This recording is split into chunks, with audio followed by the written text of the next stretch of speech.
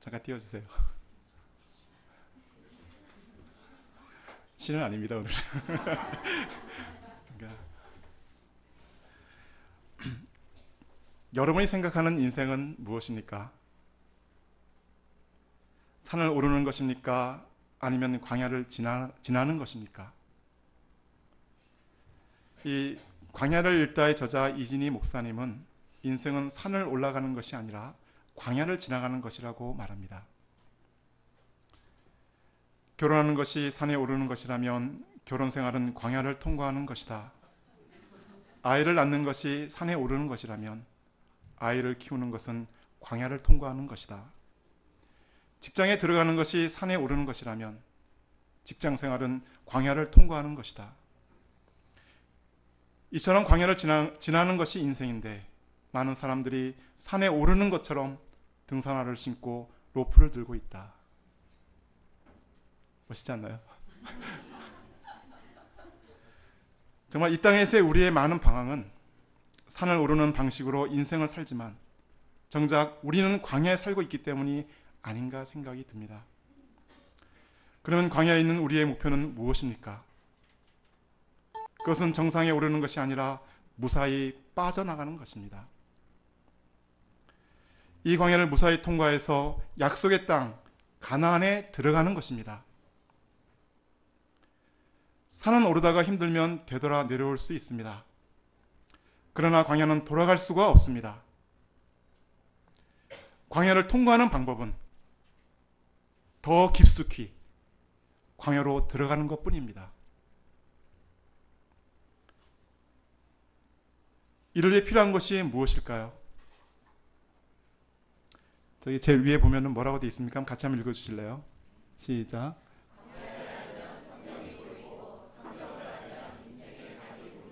예, 맞습니다.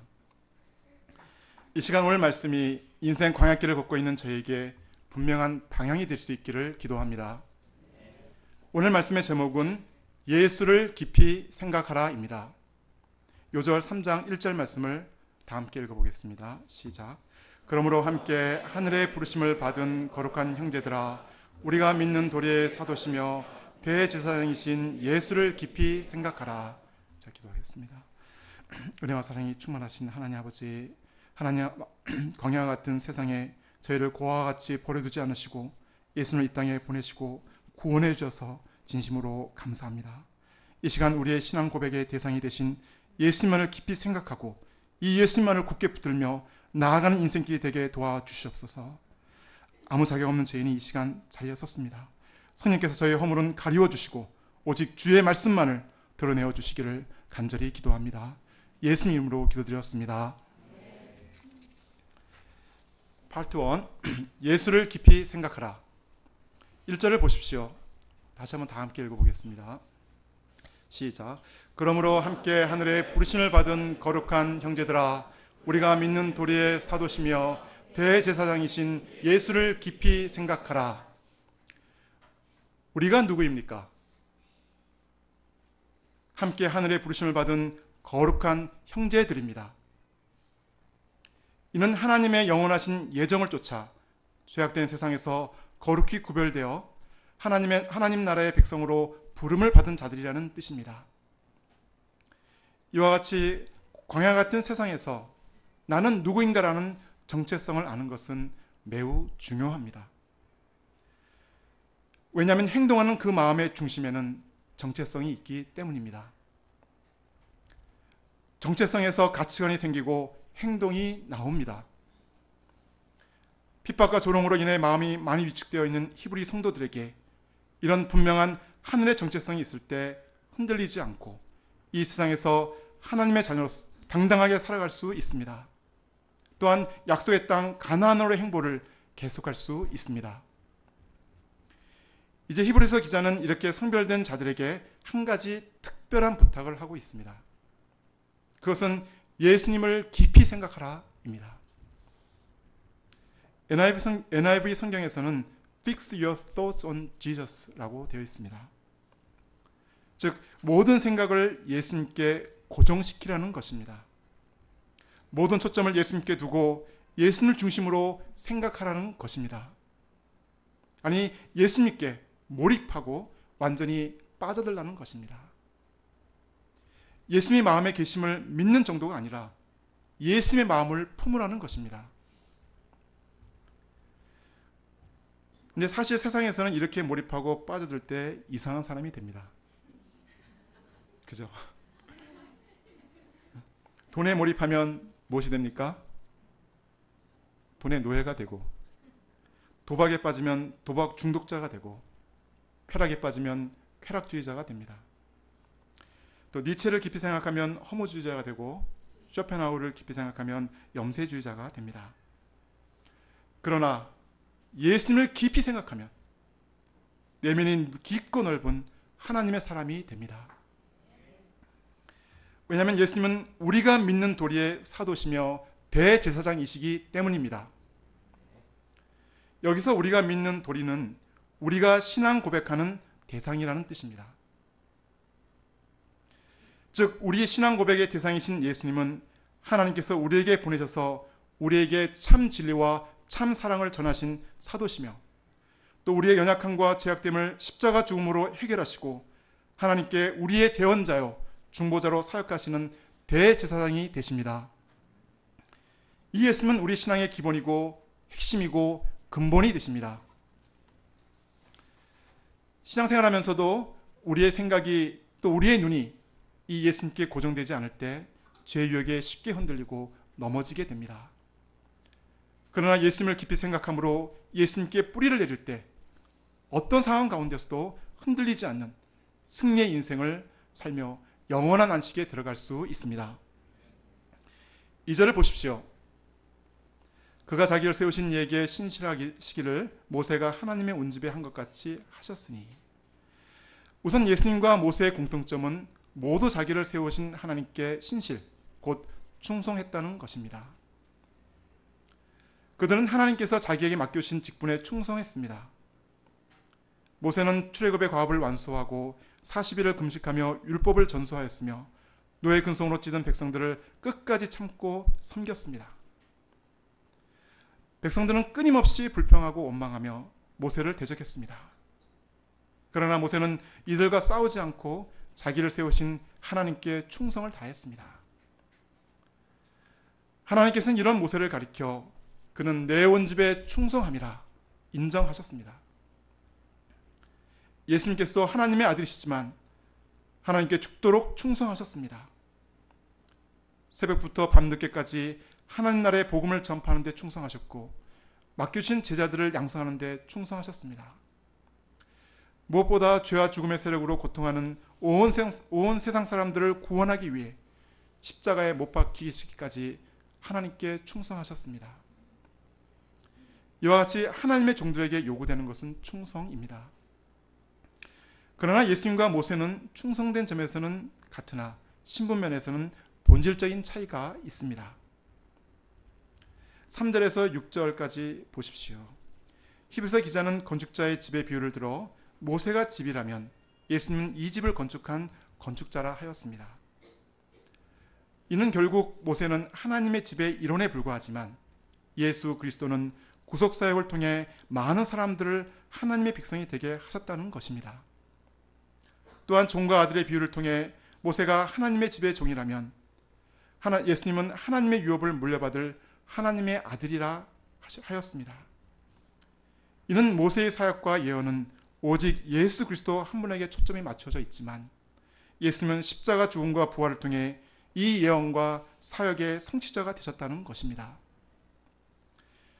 그러므로 예수님이 모세보다 존귀하시고 더욱 영광을 받으시는 것이 마땅하지 않겠습니까? 이를 통해 우리는 이제 하늘의 부르심을 받은 거룩한 형제들이 되었고 하나님의 집, 곧 거룩하신 하나님의 백성이 되었습니다. 하나님의 아들이시지만 신실하심으로 민도리를 완성하시고 우리의 대제사장이 되신 예수님께 대한 그러면 우리의 자세는 어떠해야겠습니까? 6절 하반절을 보십시오. 다 같이 한번 밑줄 친 부분을 같이 한번 읽겠습니다. 시작. 우리가 소망의 확신과 자랑을 끝까지 굳게 잡고 있으면 우리는 그의 집이라. 히브리서 기자는 소망의 확신과 자랑을 끝까지 굳게 잡으라고 받고 권면합니다. 이 말씀은 예수님을 믿음으로 구원을 받고 영원한 하나님 나라에 들어간다는 소망을 확신한다는 것입니다. 그리고 예수를 믿는 것, 또 우리의 구원을 자랑스럽게 생각하라는 것입니다. 우리가 믿는 예수님께 대한 확신과 자부심이 있어야겠습니다. 여러분 이런 확신과 자랑이 있습니까?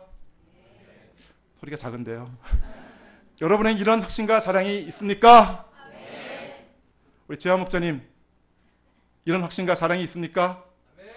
아멘. 감사합니다. 1999년 4월 20일 미국 콜럼바이 고등학교 총기 난사 사건 속에 한 소녀가 있었습니다. 그녀의 이름은 캐시 버넬이었습니다. 그녀의 어머니 미스티 버넬에 의해 그녀의 이야기가 세상에 나왔습니다. She said yes. 우리말 번역으로는 20세기 마지막 순교자 캐시 버넬이라는 제목으로 나와 있습니다. 그녀에 관한 동영상입니다. 조금 약간 한 5분, 6분 되는데 잠깐 보도록 하겠습니다. 우리 2세들도 있고 그래서요. 한번. 1999년 4월 20일 미국 콜로라도주에 있는 콜럼바인 고등학교에서 일어난 일이에요. 캐시는 그날도 동생과 함께 학교에 갔어요. 그리고 선생님이 내주신 숙제를 하기 위해 도서관으로 향했어요. 안녕, 캐시. 안녕, 아만다. 참, 어젯밤 너에게 편지 썼어. 읽어봐. 캐시는 신앙이 좋은 학생이었어요. 그래서 하나님을 모르거나 믿음이 연약한 친구에게 늘 편지를 써서 용기를 주고 하나님을 증거했어요. 아만다, 힘내. 하나님은 항상 너와 함께 계셔. 나는 하나님을 위해 살 거야. 힘들고 두렵겠지만 훌륭한 일이라고 생각해. 하지만 캐시는 처음부터 믿음이 좋은 학생은 아니었어요. 2년 전만 해도 문제아들과 어울려 다니면서 부모님의 마음을 무척 아프게 했어요. 아이, 캐시! 너네 엄마가 나타나기 전에 어서 가자. 아빠고 엄마고 다 죽어버렸으면 좋겠어. 캐시! 캐시!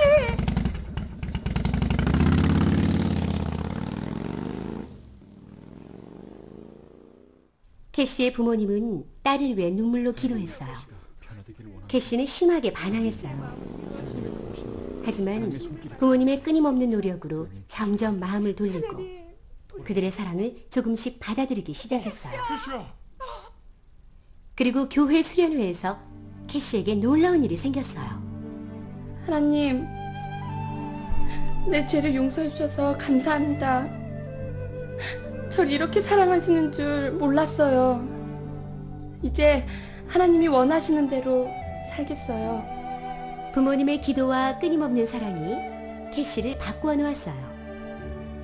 하나님을 진심으로 사랑하는 소녀가 된 거예요. 우울하고 반항적인 모습은 사라지고 밝고 명랑하며 모든 사람에게 기쁨을 주는 사랑스러운 소녀로 바뀌어갔어요.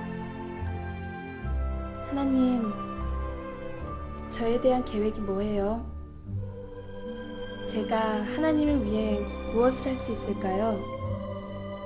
캐시는 도서관에 앉아 또 하나님을 생각하고 있었어요. 그때였어요. 갑자기 요란한 총소리가 아래층에서 들려왔어요. 야, 모두들 빨리 숨어! 복도에 총을 든 애들 있다! 어서! 총소리가 점점 가까이 오자 아이들은 술렁이기 시작했어요. 정말인가 봐. 야, 다들 피해! 다 죽어라! 야! 세상에 하나님이 어딨어! 지옥에 나가라! 지옥에 나가라!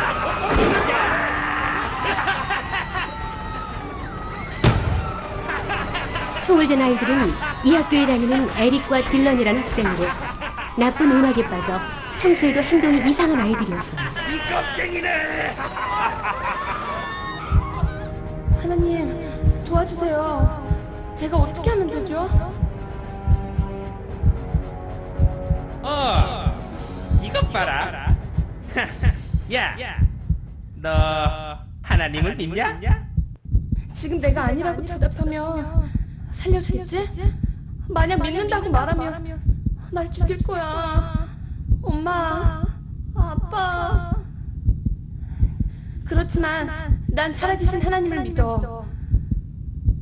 하나님, 사랑해요.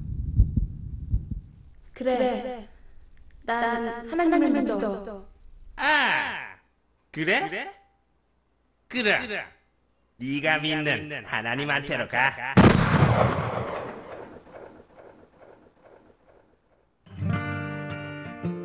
그날 콜롬바인 고등학교에서는 13명의 꽃다운 생명이 저 무서운 아이들의 총 앞에서 죽어갔어요. 그중 한 사람 캐시는 죽음 앞에서도 당당하게 하나님을 시인했어요. 너 하나님을 믿냐? 그래, 난 하나님을 믿어. 그래? 그 나이 17살이었죠. 캐시의 죽음을 본 많은 학생들은 하나님을 찾고 기도하기 시작했어요. 그리고 그 소문은 미국 전 지역에 점점 퍼져 학교마다 기도의 부흥이 일어났어요. 학생들은 아침에 학교에 등교하면 국기 계양대 앞에 모여 하나님께 기도했어요. 그 기도의 물결은 우리나라에도 확산되었죠. 하나님은 어린 학생들의 부흥을 위해 캐시의 전부를 가지신 거예요. Though you are mourning and grieving your loss, death died a long time ago. Swallowed in life so that life carries on. Still it's so hard to let go. This was the time, this was the dance. She lived every moment, left nothing to change. 저희도 이 캐시 버넬처럼 어떤 상황 속에서도 배교기를 가지 않고 예수님만을 끝까지 굳게 붙들 수 있기를 간절히 기도합니다. Part 2. 이스라엘 역사로부터의 교훈. 히브리서 기자는 3장 7절에서 11절까지 시편 95편 말씀을 인용해서 이스라엘 역사 속에서 끝까지 믿음의 길을 가지 못하고 중도에 하차한 자들의 문제를 말하고 있습니다. 8절 9절을 보십시오. 같이 한번 읽어보겠습니다. 시작. 광야에서 심하던 날에 거역하던 것 같이 너희 마음을 완고하게 하지 말라. 거기서 너희 열조가 나를 시험하여 증험하고 40년 동안의 나의 행사를 보았느니라. 출애굽했던 이스라엘 백성들은 광야에서 어떻게 행하였습니까? 그들은 출애굽부터 가나안 땅에 이를 때까지 40년 동안 끊임없이 하나님을 시험하였습니다. 하나님을 믿지 못하고 하나님의 능력과 사랑을 테스트하였습니다. 하나님을 거역하며 그 마음을 완고하게 하였습니다.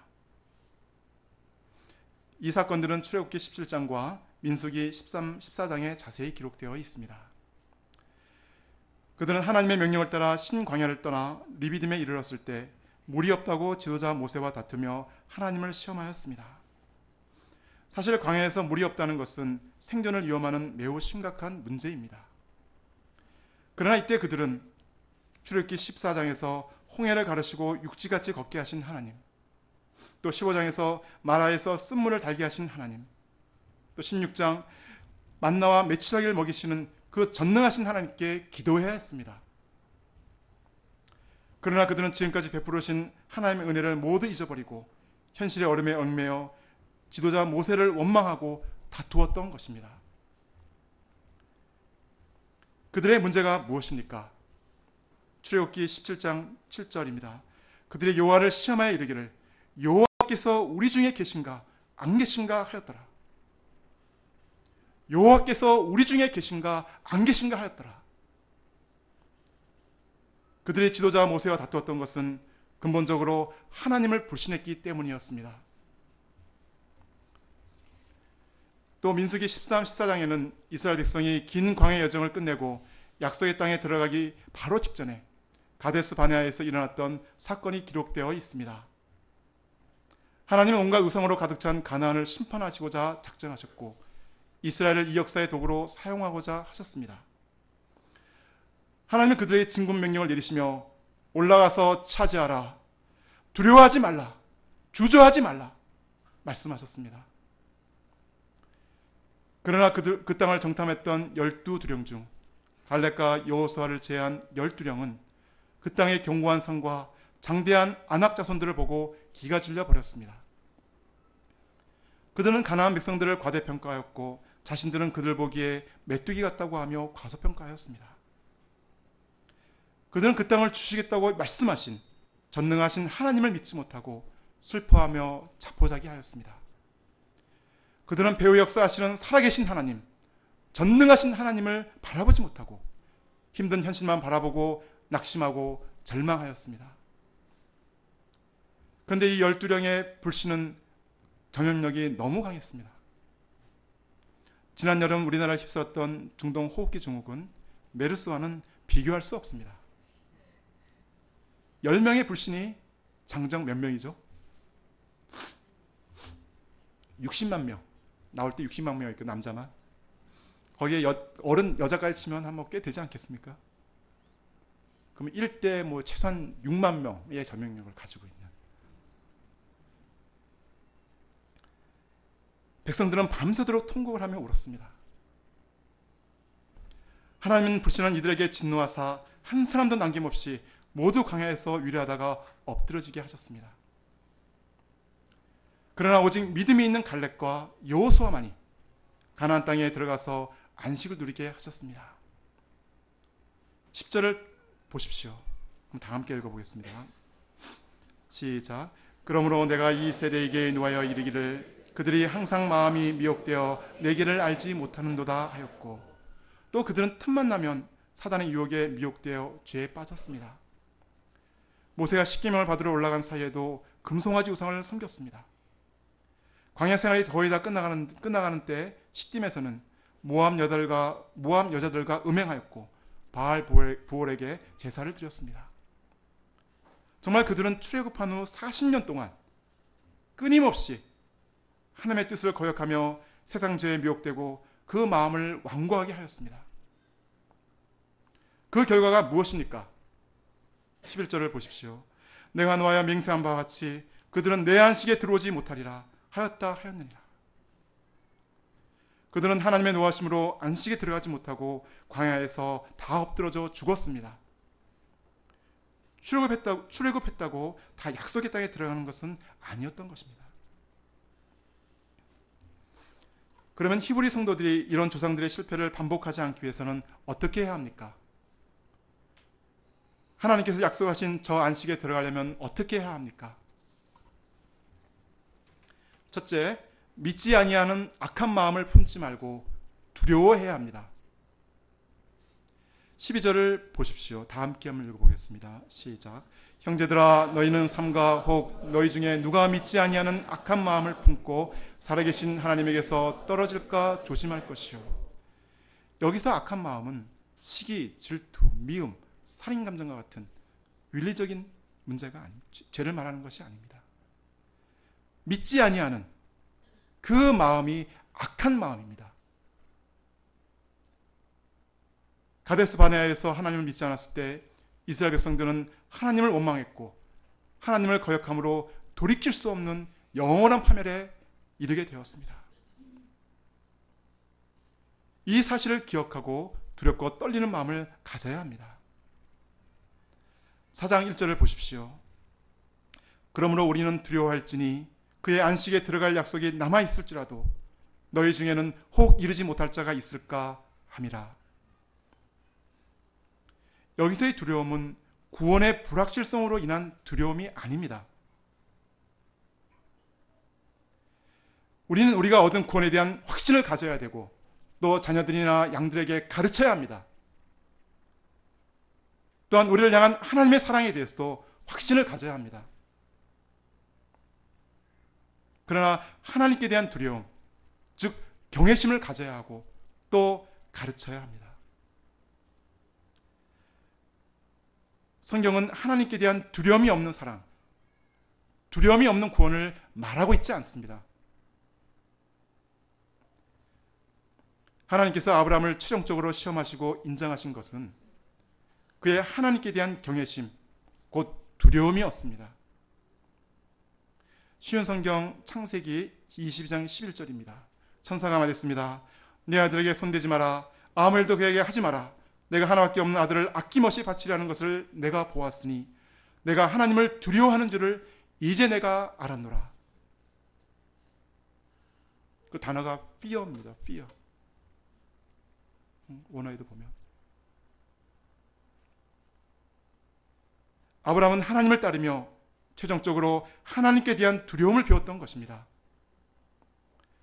또 아브라함의 증손자인 요셉도 보디발 여사의 집요한 유혹 속에서도 죄의 나락으로 떨어지지 않았던 것은 바로 이 하나님께 대한 두려움 때문이었습니다. 얼마나 좋습니까? 보디발의 인정도 받고 또 그 보디발 여사의 총애도 받으면 그 집의 2인자가 되지 않겠습니까?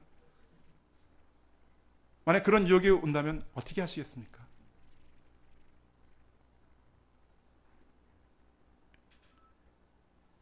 경건한 삶은 하나님께 대한 두려움이 있을 때 가능합니다. 정말 구원받은 사람은 하나님과의 깊은 인격적인 관계성 속에서 하나님의 경고와 심판의 말씀이 나올 때마다 혹시 나는 어떤가? 자신을 돌아보고 두려움을 갖게 될 것입니다. 날마다 하나님 앞에 구원의 은혜를 감당하고 영원한 안식처인 저 천국에 이를 때까지 두렵고 떨림으로 이 믿음의 길을 끝까지 갈 수 있기를 기도합니다. 둘째, 매일 피차 권면해야 합니다. 13절을 보십시오. 다 함께 읽어보겠습니다. 시작. 오직 오늘이라 일컫는 동안에 매일 피차 권면하여 너희 중에 누구든지 제 유혹으로 완고하게 되지 않도록 하라. 광야와 같은 불신 세상 속에 살고 있기 때문에 어려움도 많고 죄의 유혹도 많습니다. 육신의 정욕과 안목의 정욕과 이생의 자랑으로 가득한 세상 속에서 믿음의 중심을 지키며 산다는 것은 쉽지 않습니다. 그러므로 매일 모여서 피차 권면하기에 힘써야 합니다. 권면한다는 것은 믿음으로 살도록 격려하는 것입니다. 광야와 같은 세상에 옆에 믿음의 동역자가 있다는 것이 얼마나 큰 힘이 됩니까? 그렇지 않습니까? 우리 인사할까요? 믿음으로 삽시다. 같이.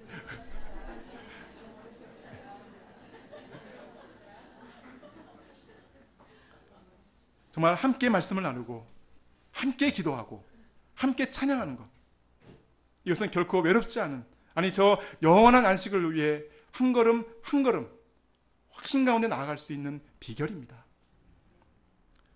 근데 언제 그렇게 해야 합니까? 오직 오늘이라 일컫는 동안, 오직 오늘이라 일컫는 동안에 그렇게 하라고 합니다. 히브리서 기자는 오늘 본문에서 오늘이라는 단어가 참 많이 반복되어 나옵니다. 3장 7절, 13절, 15절, 또 4장 7절 두 번 나옵니다. 근데 오늘은 어떤 날입니까? 오늘은 오늘입니다. 오늘은 과거도 아니요, 미래도 아니요, 늘 현재입니다.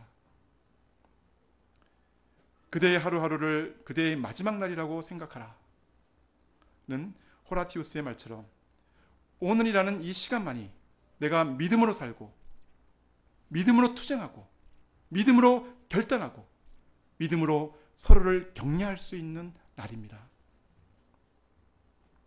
사실 출애굽기 17장의 사건, 민수기 13장, 14장의 사건은 모두 과거입니다.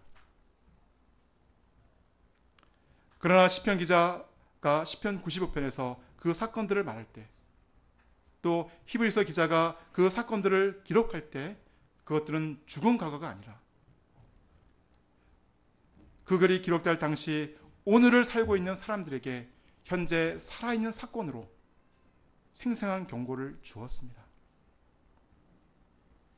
그리고 지금 그 말씀을 읽고 있는 우리들에게도 오늘 살아있는 사건으로 부활되어 생생한 교훈과 분명한 경고를 주고 있는 것입니다. 그런데 지금 말씀하시는 이 하나님의 음성에 오늘 믿음으로 영접하지 않고 순종하지 않는다면 그 말씀은 우리의 구원을 위해서도 영생을 위해서도 아무런 유익이 없습니다. 오늘 식사를 내일로 미루지 않는 것처럼. 그렇죠? 미루십니까? 혹시 다이어트 하신 분들 모르겠네요. 정말 오늘 식사를 내일로 미루지 않는 것처럼 오늘 들은 말씀을 내일로 미루지 않고 순종하며 믿음으로 나아가는 삶이 될 수 있기를 기도합니다. 셋째, 처음 확신을 끝까지 견고히 잡아야 합니다. 14절 말씀을 다 함께 읽어보겠습니다. 시작. 우리가 시작할 때 확신한 것을 끝까지 견고히 잡고 있으면 그리스도와 함께 참여한 자가 되리라. 여기서 시작할 때 확신한 것은 처음 가졌던 확신, 처음 가졌던 믿음을 가리킵니다. 이때 우리는 구원의 감격과 감사 속에서 예수님을 자랑하고 또 주위 친구들에게도 전도도 열심히 하였습니다. 그러나 광야와 같은 세상을 살아가면서 크고 작은 어려움과 문제를 만나게 될 때 하나님을 낭망하고 하나님을 원망하고 불평하기 쉽습니다.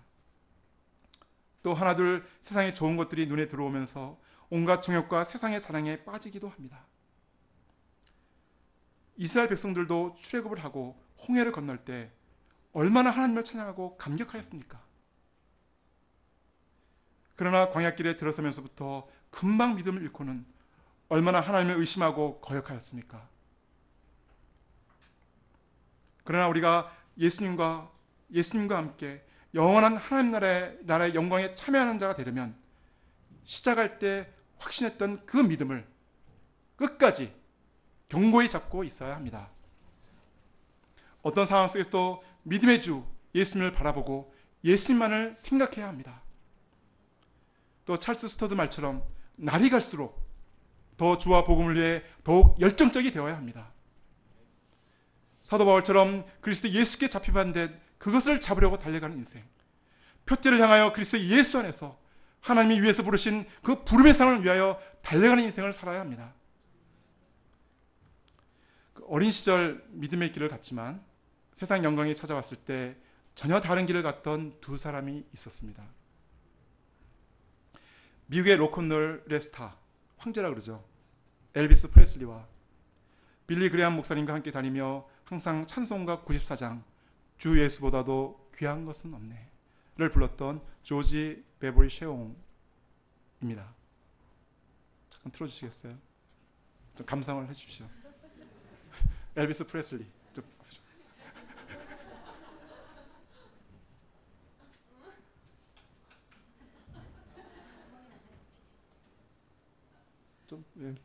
좀 더 틀어줘요. 사실 엘비스 프레슬리 보시면 엉덩이 지금 사실 찾다 보니까 뭐라 그러죠? 여자 모델 뭐라 그러죠? 엉덩이 좀 굉장히 이상적이고 그래서 모든 여자들의 마음을 이렇게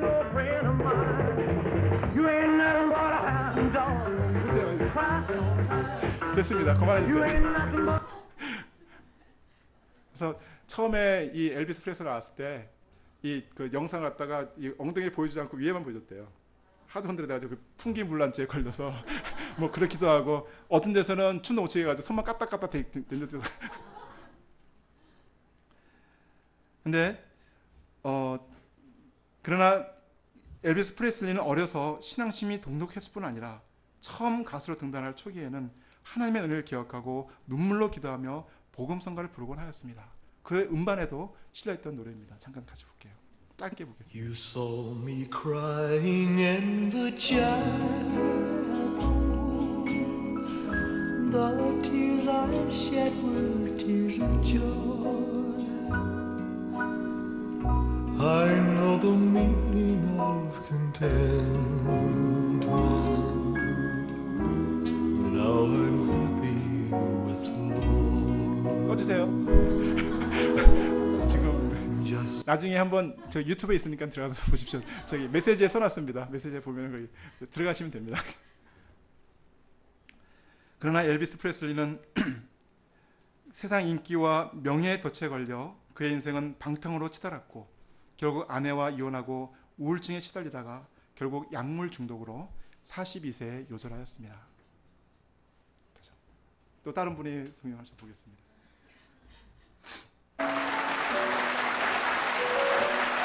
백발의 노신사가 기립박수를 받으며 무대 위로 올라갔습니다. 주 예수보다 더 귀한 것은 없네. 이 세상 부귀와 바꿀 수 없네.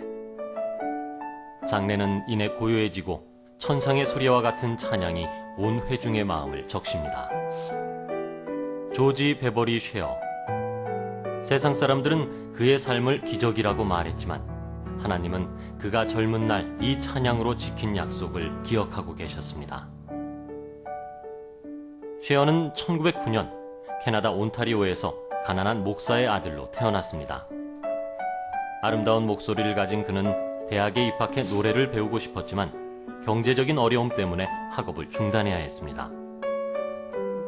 그런데 1931년 동영상이 안 지나가는 미국의 보험회사에서 일하던 쉐어에게 라디오 공개방송에서 노래를 할 수 있는 기회가 생겼습니다. 동영상이 여기 같이 나오는데 보통은 틀어주세요.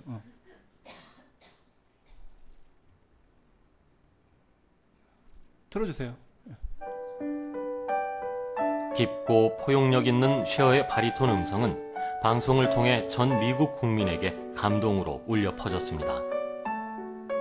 그 후 방송사에서 끊임없는 계약 제의가 들어왔습니다. 방송국은 찬양이 아닌 대중가요 가수로서 출연해달라고 요청해왔고 많은 보수를 받고 인기를 얻을 기회 앞에 쉐어는 기쁨보다 고민이 되기 시작했습니다. 이때 쉐어는 어머니가 피아노 위에 올려놓은 시 한 편을 보게 됐습니다.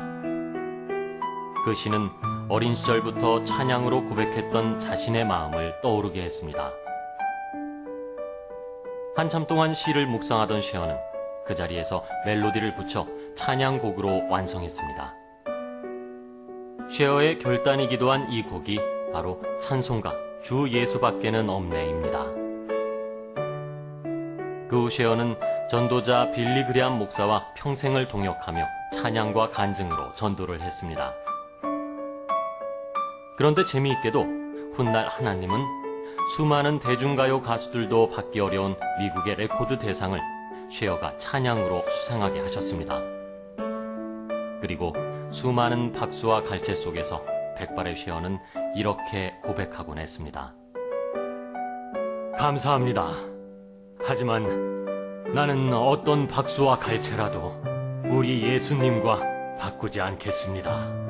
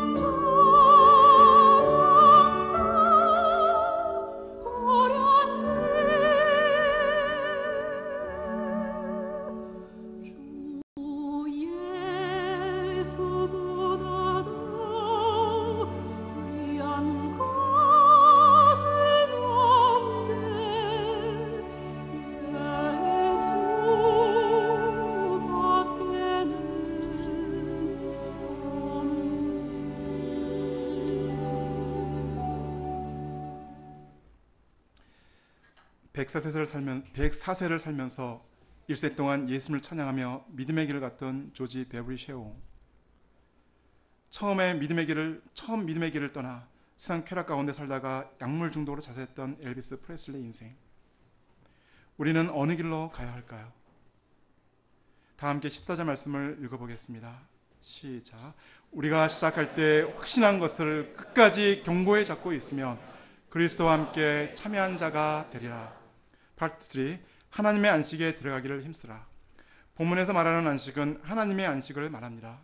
보통 안식이라고 하면 하던 일을 멈추고 쉬는 것을 의미합니다. 그런데 걱정과 근심, 불안과 두려움, 죄의식과 자의식에 시달리게 되면 육체적으로 아무리 쉬더라도 안식을 누릴 수 없습니다. 요즘 2030 세대를 지칭하는 헬 조선을 살아가는 M4 세대라는 수식어를 알고 계십니까? 헬 조선, 지옥 같은 조선, 대한민국에 살고 있는 N4 세대는, 이 포가 포기할 자 포예요. 그래서 원래는 옛날에는 3포 세대, 5포 세대, 7포 세대 가다가 지금은 M4 세대라고 합니다. 3포 세대는 연애, 결혼, 출산을 포기한 세대. 또 5포 세대는 거기 플러스 내 집 마련과 인간관계를 포기한 세대. 7포 세대는 여기에 꿈과 희망마저 포기한 세대. 그러면 M4 세대는 뭘까요? 그 모든 것을 무한대로 포기한 세대입니다. 그러니까 얼마나 그들이 미래에 대해 불안해하고 한국 사회에 대해 불신이 깊은가를 느낄 수 있습니다. 그래서 이들이 선택하고 있는 것이 탈한국을 외치며 이민을 가고자 하고 있다고 합니다. 그래서 유학 박람회에 굉장히 많은 사람들이 몰리고 있다고 합니다. 그런데 그들이 한국을 벗어나 다른 나라에 간다고 이런 불안이 없어지겠습니까? 그렇지 않을 것입니다. 참된 안식은 조건의 개선이나 환경의 변화를 통해 얻어지는 것이 아니라 근본적으로 하나님과의 교제를 통해서만 얻어질 수 있기 때문입니다. 그런데 이런 안식의 원형은 4절에 나오는 하나님께서 창조 역사를 끝낸 후 제정하신 안식일입니다. 그런데 하나님께서 6일간의 창조 역사를 끝내고 쉬신 것은 피곤하여 쉬신 것이 아닙니다. 이는 순전히 하나님께서 우리 인간의 행복을 위해 안식일을 창설하신 것입니다. 안식일은 하나님께 속한 거룩한 날로 하나님을 예배하고 찬양하고 하나님의 말씀을 듣고 하나님 안에서 교제를 나누는 날입니다. 이때 영혼의 참된 안식이 있습니다. 이스라엘 백성들은 젖과 꿀이 흐르는 가나안 땅에 들어가면 안식을 얻으리라고 생각했습니다. 그러나 그것은 큰 착각이었습니다. 그들의 여호와의 인도로 가나안 땅에 들어갔지만 거기에도 참 안식이 없었습니다. 8절을 보십시오. 만일 여호수아가 그들에게 안식을 주었더라면 그 후에 다른 날 말씀하지 아니하셨으리라. 하나님께서 말씀하신 안식은 단지 가나안 땅에 들어가서 잘 먹고 잘 사는 것이 아니라 하나님과 올바른 관계성을 맺고 믿음으로 사는 것이었습니다. 이스라엘 백성들이 가나안 땅에 들어가서도 하나님께 불순종하고 자행자제했을 때 안식이 없었습니다. 그러나 그들이 회개하고 하나님께 돌아와 하나님의 음성을 듣고 믿음으로 살았을 때는 하나님께서 주시는 안식을 누릴 수 있었습니다. 그러므로 참된 안식이란 하나님 말씀에 순종하며 하나님과의 바른 교제에서 오는 것입니다. 가인이 쉼이 없는 방랑자가 된 것도 그가 하나님께 불순종하고 반발하고 하나님을 떠났기 때문입니다. 현대를 살아가는 우리는 그 어느 때보다도 더 많은 문명의 이계를 누리며 살고 있습니다. 우리나라도 건국이래 그 어느 때보다도 물질적으로 풍족한 시대를 살고 있습니다. 그런데 행복하십니까? 마음에 참 안식과 평안이 있습니까? 우리 인간은 창조주 하나님께 돌아가 하나의 품에 안길 때만이 하나님 안에서 진정한 안식을 누릴 수 있습니다. 11절을 보십시오. 함께 읽어보겠습니다. 시작. 그러므로 우리가 저 안식에 들어가기를 힘쓸지니 이는 누구든지 저 순종하지 아니하는 본에 빠지지 않게 하려 함이라. 인생 광야길을 가는 우리의 소망은 무엇입니까? 그것은 광야를 지나 저 안식에 들어가는 것입니다. 영원하신 하나님 나라, 우리를 위해 예수님께서 예배해 놓으신 영원한 안식에 들어가는 것입니다. 그리고 이 광야길을 가며 하나님 안에서 참 안식을 누리는 것입니다. 그러나 이것은 마음만으로 되는 것은 아닙니다. 또 나의 의지와 성실로 되는 것도 아닙니다. 녹록지 않은 광야의 현실, 크고 작은 어려움이 있고 많은 유혹들이 있는 그곳이 바로 광야입니다. 이런 상황 속에서 약속의 땅을 차지하라는 담대한 믿음을 끝까지 갖는 것 또한 쉽지 않습니다. 그러나 이런 가운데서 유혹과 불순종의 죄에 빠지지 않고 끝까지 믿음을 지키고 저 안식에 들어갈 수 있는 비결이 무엇입니까? 12절 말씀을 보십시오. 다 함께 읽어보겠습니다. 시작. 하나님의 말씀은 살아있고 활력이 있어 좌우에 날선 어떤 검보다도 예리하여 혼과 영과 및 관절과 골수를 찔러 쪼개기까지 하며 또 마음의 생각과 뜻을 판단하나니. 그렇습니다. 바로 하나님의 말씀입니다. 광야를 알면 성경이 보이고 성경을 알면 인생의 답이 보인다는 말처럼 하나님의 말씀이 광야길을 가는 우리를 지켜주고 이 땅에서 천국의 기쁨을 누리며 저 천국으로 인도해 주십니다. 우리가 아무리 광야가 암갈색 빛바랜 곳이라 할지라도 푸른 초장으로 만들어 주시는 분이 말씀으로 우리와 함께 할 때 우리는 이 광야를 기뻐하며 찬양하며 감사하며 건널 수 있고 또 그 약속의 땅 영원한 안식에 이룰 수 있습니다. 광야 같은 세상 속에 쉼이 없어 방황하고 고통하는 저희들을 예수님은 초청하십니다. 수고하고 무거운 짐진 자들아 다 내게로 오라. 내가 너희를 쉬게 하리라. 나의 모든 죄를 대신 지시고 십자가에 죽으신 예수님, 죽음 이기고 부활하신 예수님을 날마다 깊이 생각하고 그 말씀을 의지하고 순종함으로 광야 같은 세상에서 승리하며 우리 모두 영원한 안식에 들어갈 수 있기를 기도합니다. 제가 기도하고 마치도록 하겠습니다. 은혜와 사랑이 충만하신 하나님 아버지, 저희를 예수 그리스도의 피로 구원하사 하늘의 부르심을 받은 거룩한 형제들로 불러주시고 하나님 나라 영원한 안식을 향해 인생 광야길을 가게 하시니 감사합니다. 날마다 우리가 믿는 도리의 사도이시오 대제사장이신 예수님을 깊이 생각하며 날마다 그 말씀에 순종하며 영원한 안식을 향해 한 걸음 한 걸음 나아가는 광야 순례길이 될 수 있도록 도와주시옵소서. 감사합니다. 예수님 이름으로 기도드렸습니다.